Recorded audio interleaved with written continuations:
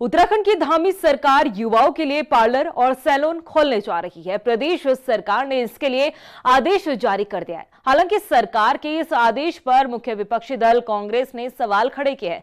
आखिर पार्लर और सैलून खोलने के पीछे क्या हो सकता है धामी सरकार का मकसद, आइए आपको इस रिपोर्ट में दिखाते हैं।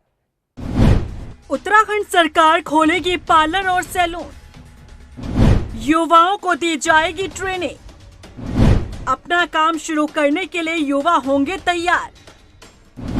विपक्ष ने सरकार की मंशा पर उठाए सवाल।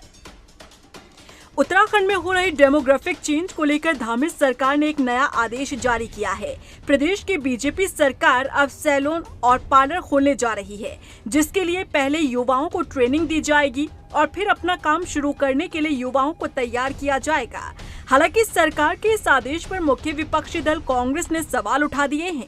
कांग्रेस का कहना है कि सरकार अगर युवाओं को रोजगार देना चाहती है तो सिर्फ सैलून खोलने पर ही क्यों फोकस किया जा रहा है, और यदि सैलून ही खोलना है तो सभी धर्म को साथ में लेकर चला जाए।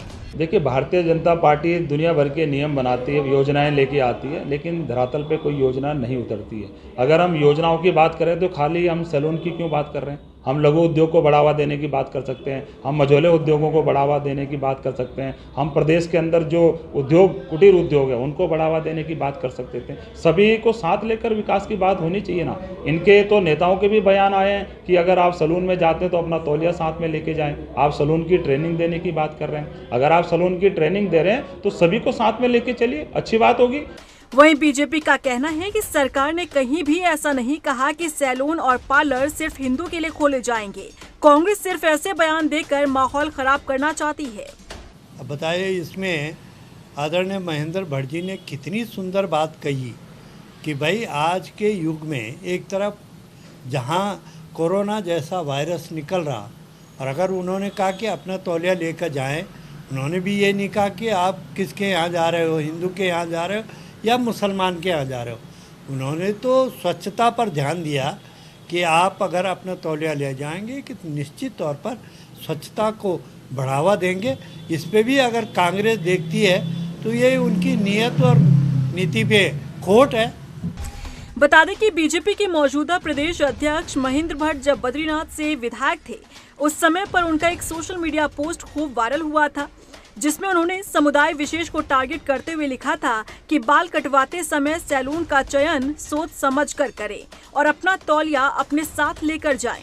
अब क्योंकि धामी सरकार ने युवाओं को रोजगार देने के लिए खास फोकस पार्लर और सैलून खोलने पर किया है, तो इसे उत्तराखंड में डेमोग्राफिक चेंज और समुदाय विशेष पर टारगेटेड वाला आदेश माना जा रहा है, जिस पर विपक्ष सवाल खड़े कर रहा है।